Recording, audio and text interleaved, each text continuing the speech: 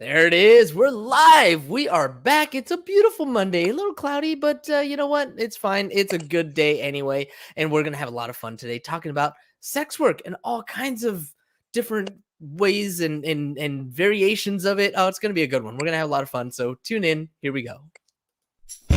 Practicing Polyamory, real-life perspectives from the imperfect people of polyamory. The mission of the Practicing Polyamory podcast is to provide a platform for all of the real-life, flawed humans that practice polyamory so that we might all learn from one another and grow as a community.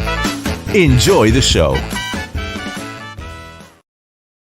All right. We're back. Welcome, everybody, to this beautiful day. If you are joining us for the first time, welcome, and thank you so much for being here. And if you've been here for a while, then you already know we're live on Facebook, YouTube, Twitter, and Twitch every Monday, Tuesday, and Wednesday, at least until the end of next week. This month, next week, same thing.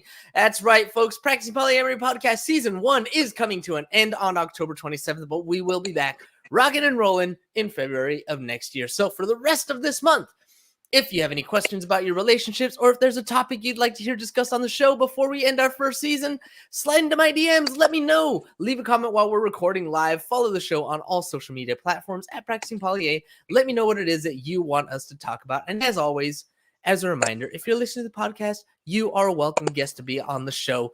None of us are perfect. We're here to share our imperfect stories, because the more stories we share, the more others will see us in themselves, and the more representation we have, the more we can strengthen our community. So go to practicingpolyamory.com, share your imperfect story too.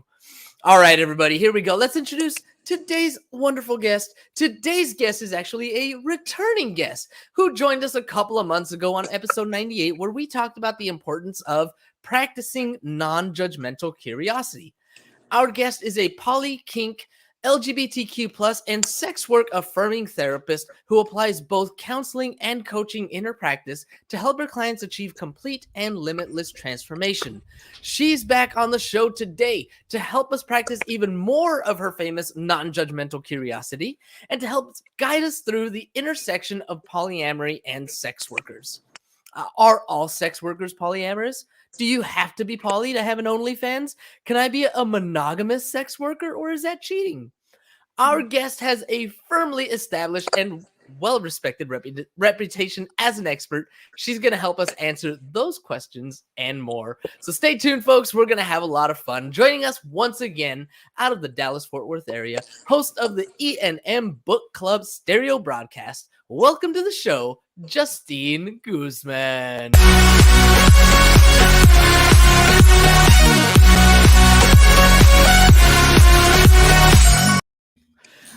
Justine, welcome back. Thank you so much for hopping back in. Yeah, thanks for having me again. It's absolutely my pleasure. You must have had a good time the first time around. So doing something right around here. So let's jump right in. Intersection of polyamory and sex work. And I mean, I asked some questions here in the intro. You know, are all sex workers polyam? Do we have to be poly to have an OnlyFans? Can we be monogamous? Is this like a prerequisite? What do you think? I think that's a really good question. Most certainly you don't have to be polyamorous as a sex worker. I just think it's an interesting intersection because I know I am a sex worker, and what that looks like for me is I'm involved in sugaring dynamics. So I currently have one sugar daddy. And then I'm also polyamorous. And I think like someone that has an OnlyFans, it's an interesting, and if you're in a monogamous relationship or in a relationship, it's kind of like an interesting way to kind of view like, okay, well, how do I feel about that? Like, because I share of myself in these kinds of ways with other people, is that an interesting like entry point into polyamory? Like, how do I feel about these dynamics, like commitment, exclusivity? But not every sex worker has to label themselves polyamorous, for sure. For sure. I think that was kind of not a silly question, but one of those, like, I already knew the answer before I asked on that, but I think it's really cool that you bring this up, you know, or that this gets brought up. I do wonder about that, especially today's age, right? There's so many, like, being a sex worker, having an OnlyFans or Fansly or whatever else is out there, like it's so accessible and like an easy way to. I want to say easy. I let me take that back, right? Because it's not easy. Like it takes real work to be successful in any of those things. Like it's not just a let me set this up and all of a sudden the money's going to start rolling in. There's like more to it. Would you be willing to share kind of like your experience in getting started with it, or like how this kind of came about, or even if you have clients, anything like that? I mean, yeah, no, I totally agree. Like it's called sex work for a reason. Like it takes work and effort, and like consistent work and effort and time and energy. I will say, like, I wouldn't say it's easy. I would say it's more accessible to more people now. Right. Definitely agree with that. So I it's I guess that's something there. Like having and maintaining an OnlyFans is not even anything that like me personally I have the time and energy to do. So I don't do that because yeah, that's a full-time job. If you want to try to be successful at it. So for instance, that's sex work that I don't do. It's just don't have the mental bandwidth to maintain that kind of presence online. But I feel like those kinds of relationships are very real also though. Like I mean, sure, there's somebody on the other side that's paying for your time or paying for the worker's time and affection or whatever. But like you were saying, I feel like having the time and bandwidth and all of these things to maintain all of these relationships, like they have a tendency to become very real and meaningful, right?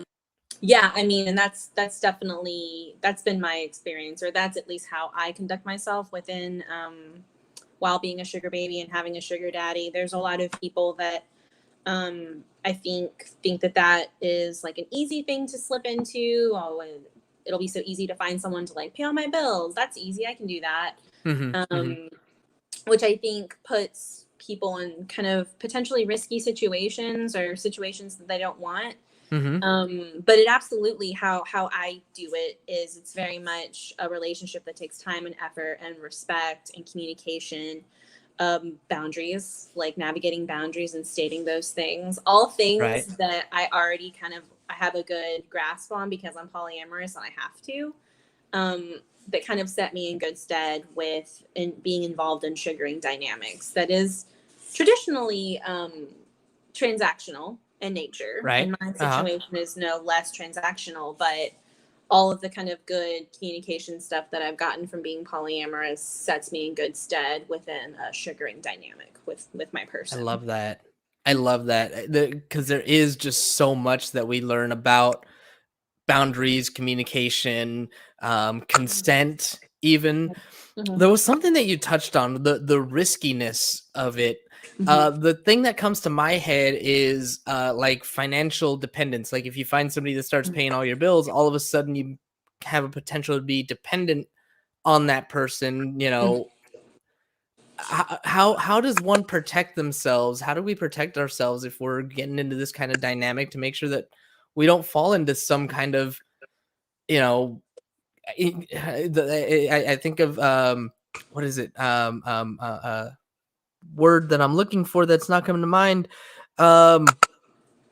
Predator. Like predatory, like oh yeah, let me get somebody let me just get my hooks in them, and then once I have their finances under my control, that's it. Like they're done. If you're good at something, never do it for free. That's scary. See. That is scary. That's scary because there are plenty of people out there like that. Like, so from my perspective, being a sugar baby, on my stereo show and personally, professionally, whatever, I do talk a lot about if you want to try to cultivate that kind of dynamic, you really have to know your personal boundaries and limitations and be able to communicate those to people. A lot of people that I've come in contact with that want to be sugar babies are really coming at it from they are, they need to make rent or, you know, unexpected bills came up and they need to pay them and they can't. They're coming from a place of like need. And I just find that like when you make kind of decisions based off of like, I'm in a crisis, I'm going to be kicked out on the street. It doesn't usually, you make concessions with your boundaries and what you would be comfortable with doing. And if you are entering into a dynamic like that, there will be people that will take advantage of you, that will cross your physical boundaries or sexual boundaries, you know, won't care about you. So I always kind of recommend like, don't get into this if like you need the money or you're hard up, like, because that's really hard to maintain things that are important to you to keep you safe. Right. And then on the other side of that, feedback that I've gotten, you know, from my sugar daddy, there's lots of people out there that are willing to kind of say or do whatever it is that they think that you want to hear in an effort to manipulate you in some way, take advantage of you, potentially extort you. So, you know, knowing kind of from their end too, like, what do I want in this kind of partner? What am I willing to do? And really sticking to those boundaries. That is awesome stuff right there. Cause you're right. The predatory practices can go either direction. It can be somebody, a sugar baby who decides, oh, well, now I've got, you know, Senator so-and-so's, you know, I don't know if it's quite that high, but I mean, you know, you have somebody's private stuff and yeah, there's definitely a chance for blackmail and those kinds of things. So what types of rules, what types of agreements, what types of security measures did you and your sugar daddy put into place to kind of make sure that that neither one of you uses each other's information or anything like that against one another? Well, I mean, honestly, like the rules and boundaries that I have within that dynamic are not different than what I would be doing in a polyamorous dynamic. He knew like from the get-go that like, I require blood work results. I will get blood work done. You get blood work done before we're sexually active with each other, which is a polyamorous boundary that I have with partners. You'll never come to my home. Like, I'll never host, which is a boundary that I have with my current, he's my ex, now he's my roommate. We don't bring partners into our home. This is like our place to do our thing. You know, he knows, well, in the beginning, because we've been together for a year now. In the beginning, I would always turn on my location and share it with a partner or someone so they would know where I was. And I do that when I'm initially dating polyamorously as well. Like, it's a lot of overlap. Honestly. Yeah, sounds like it. I've had some sugar daddies that initially don't want to give me their last name because they're worried. They've had bad interactions with people and they're worried that I'm going to try to like blackmail them or extort them in some kind of way. So I always kind of honor that when it comes up. Yeah, I mean, a lot of the same boundaries and parameters that I would just be doing with any traditional partner. This is kind of like a big one for me, and it kind of inspires a lot of frustration from potential sugar daddies. I require that everybody kind of know about me. Like, being consensual and everything above board is very important to me polyamorously, and then also in a sugaring dynamic. So if this person is married, their partner needs to know, they don't need to know everything about me, but needs to know that you're in the picture. This is happening. Yeah. And just like, I mean, that's one of the foundation bedrock points of polyamory. Everyone's going to be knowing about everybody else so that everyone can fully consent and do the thing. So that doesn't get me a lot of, I don't make a lot of friends that way because there are a lot of unethical people within sugaring community that just want to, you know, mess around behind their wives, and I'm not interested in that. Part of the fun. Yeah. So that's another big boundary for me too. And the sugaring dynamics that I've been in have all been respectful of that. I love that.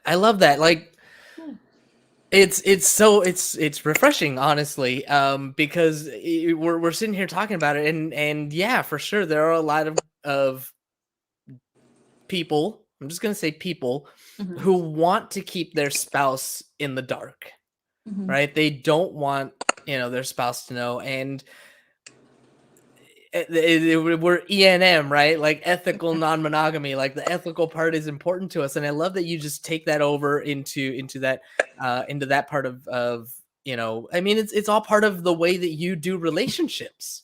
Yeah. Is what it sounds like. Like it doesn't matter if it's a sugar daddy relationship or just a regular relationship. These are things that you're going to do. You're going to get STI checks and everything before having sex with somebody. You already had this agreement not to host. You share locations. I mean, this is just stuff that you normally do. It just so happens that somebody's paying for your time. Mm-hmm. Pretty much. Pretty much. Yeah. I love it. Pretty much, yeah. So, okay. So what I start to think of is, the judgment that comes your way. I'm sure the judgment from all kinds of people. I had somebody reach out to me in my DMs, and they really want their husband to be able to have sex, with somebody else. But like they don't want their husband to have any feelings or any kind of relationship. I'm like, well, you should hire a sex worker, Mm-hmm. right? Like that's here you go. And they're like, oh no, we're not doing that. Like, oh no, not a sex worker. Ew. Can you kind of give me some can we destigmatize a little bit? Can you help us like break that down and be like, look, we're human beings. Like, what do you think? I mean, yeah, that's a tough one. For as far as we've come when it comes to being more accepting and open-minded about things, like we're still like a Christian nation for the most part that wants to like stigmatize things like anything to do with sexuality. So I mean, yeah, like I mentioned on the last show that I was on, it's pretty big and important to me that I be open and transparent with all parts of me. So I am open with the fact that like if someone asks me like who are you dating right now, I say, well, I have an anchor boyfriend, and then also I have a sugar daddy. Like, and so that invites a lot of conversation. Yep. And some of that very judgmental. And it's just, I think it's initially a very kind of provocative thing to talk about, and it takes people off guard, and they respond in general pretty judgmentally and negatively. I think if we were to move towards, what some European countries are doing, into like legalize sex work, so that was a little bit more okay, now it's like it's regulated. Now like this is just like another employee, doing a task. I think that would probably go a long way to destigmatizing the whole thing. I know that would, I would enjoy that. That would be great. Yeah. And I know like, and I guess this is something a little bit more specific to my experience. There are lots of sex workers that, are good at compartmentalizing, and they don't form attachments with these people. They come in their lives and then they leave, and that's great. It's very, very episodic. You don't get attached. I know that's definitely that's not a thing that I do. I get attached to these people. We form relationships and bonds, and there's communication, like ongoing communication, a dynamic. So I'm definitely more on that like relational end of the spectrum, but there's a wide spectrum of sex workers that involve connection and intimacy on the emotional line. I'm more on the relational part. But yeah. I mean, everybody's got their own different ways of doing it, but I don't know. I think if I was ever going to do something like that, it would be more like that, because I'm just more of a relationship person anyway. So I totally dig it. But when it comes to, okay, going back to the judgments, you have these conversations with people. Somebody will just tell you, or you'll just straight up be like, oh yeah, I have, my anchor boyfriend and I have a sugar daddy. And then so the judgments start coming. Like, what are people's reactions? And like, if you have a negative reaction, how do you like cope with that? Or maybe not just for yourself, but you know, for our audience, because I think that there are a lot of sex workers in polyamory. I feel like our community is accepting, and you know, the fact that we openly practice multiple relationships. To your point, you know, the sex workers, especially, like, I'm thinking OnlyFans, you know, they maintain these relationships, and so they're texting all kinds of different people and sending pictures of themselves and doing all these things that are very like relationshipy, even if it's not like a relationship. So everybody that does this, if they ever mention it, can get, you know, judged by the person that they're talking to. So like, what are some things that you maybe tell yourself or tell your clients who potentially are sex workers to help them kind of realize it's okay to be who you are? Mm-hmm. Well, I mean, I do get a range of responses, like anywhere from, ew, that's gross, how could you do that? Like, why do you need to do that? To curiosity, like legitimate, like non-judgmental curiosity, where they just want to know more about like, how does that go? Like, tell me more. A lot of people kind of view it as like, well, who hurt you? That's why you're doing this. Like, you must be broken in some way. Like, that's why someone would do this, which couldn't be further from the truth. Right. And my response to all of that is usually just education. And that's exactly what I do with polyamory. Like, I think people initially have a really strong reaction to polyamory, just the same like as they do to sex work. So I try to just educate, give them an opportunity to ask questions of someone where they might not be able to typically, and try to answer them with patience and understanding.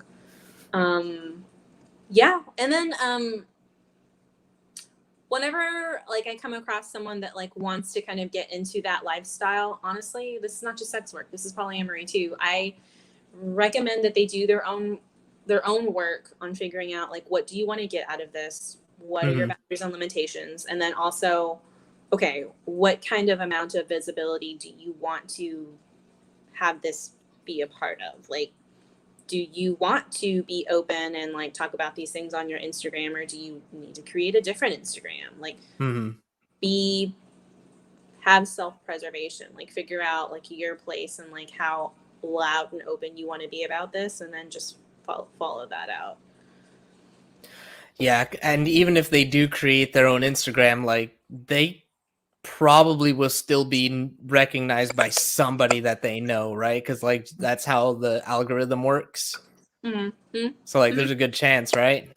Yeah, I mean, and you always kind of have to like be ready for that. Like, I've kind of resigned myself to the fact that at some point in time, because I'm on I mean, just like we have online dating apps, there's dating apps for sugaring. So I have profiles on a number of websites, and I have to kind of like resign myself to the fact that someone I know personally or professionally at some point in time is going to come across this profile that I have. And I have to be ready to talk about it if they bring it up to me. Like, I came across you on this website. Like, what do you have to say to yourself, kind of thing.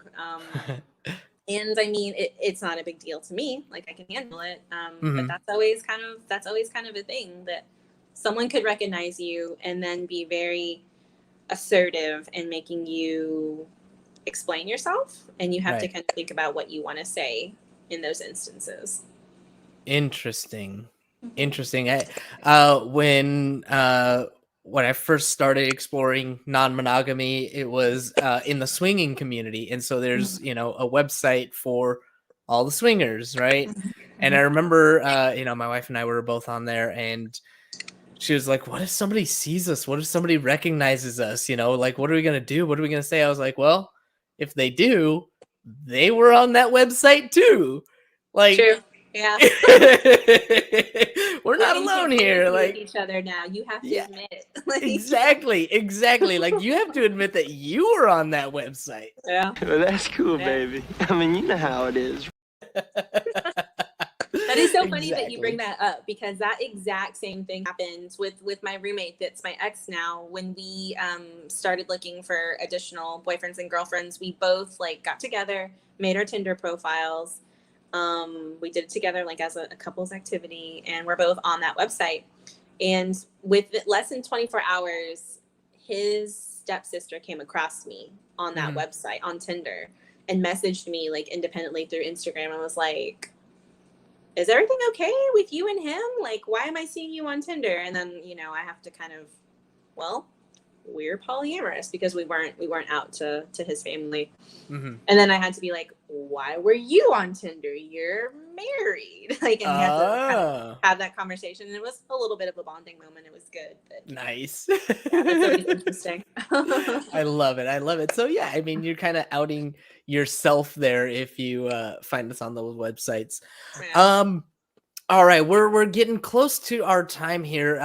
Is there anything else that I didn't ask you yet? Anything else that you wanted to touch on with regard to this intersection? Because I think it's a really cool intersection. I think there's so much, it's out there. Like I feel like it's a frequent enough thing. Like I know plenty of people that are poly and sex workers. And so is there any like last minute things that you want to leave with this audience?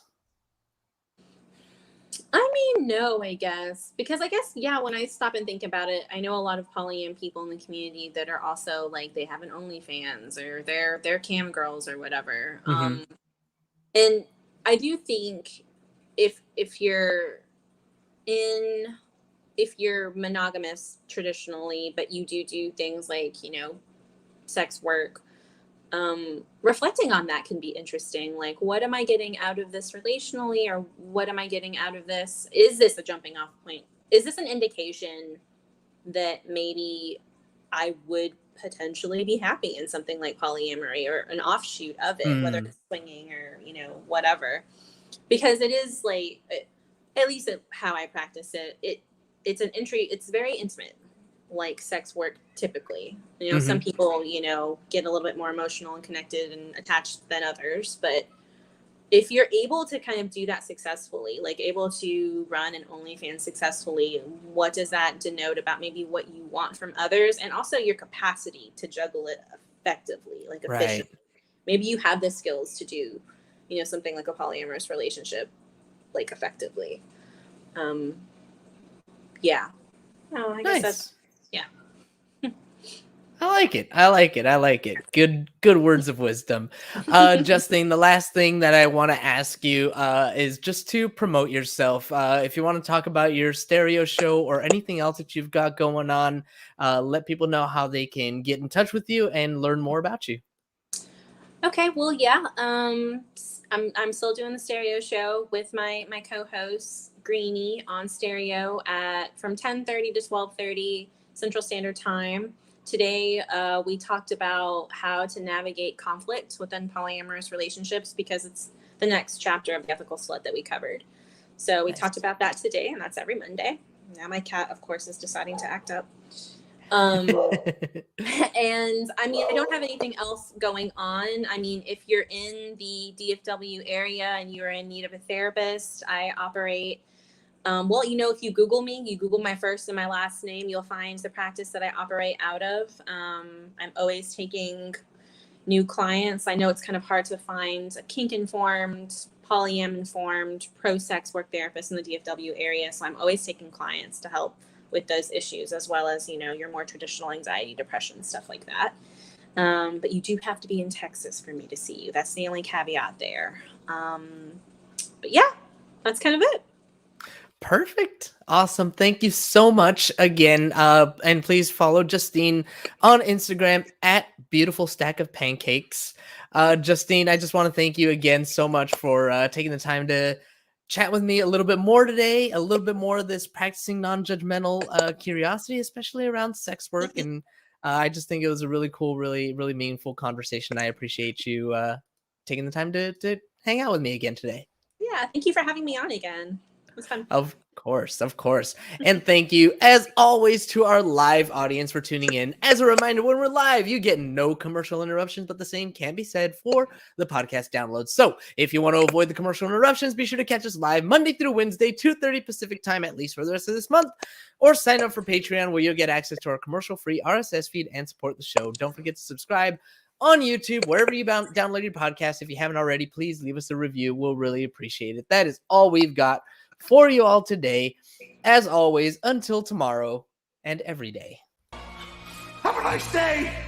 Thank you for tuning in to the Practicing Polyamory podcast. Would you or someone in your polycule like to be a guest? Sign up at practicingpolyamory.com and join the conversation. Please support us by subscribing, liking, and following us on social media at Practicing Polya by clicking any of the affiliate links on our website or by subscribing at patreon.com/practicingpoly.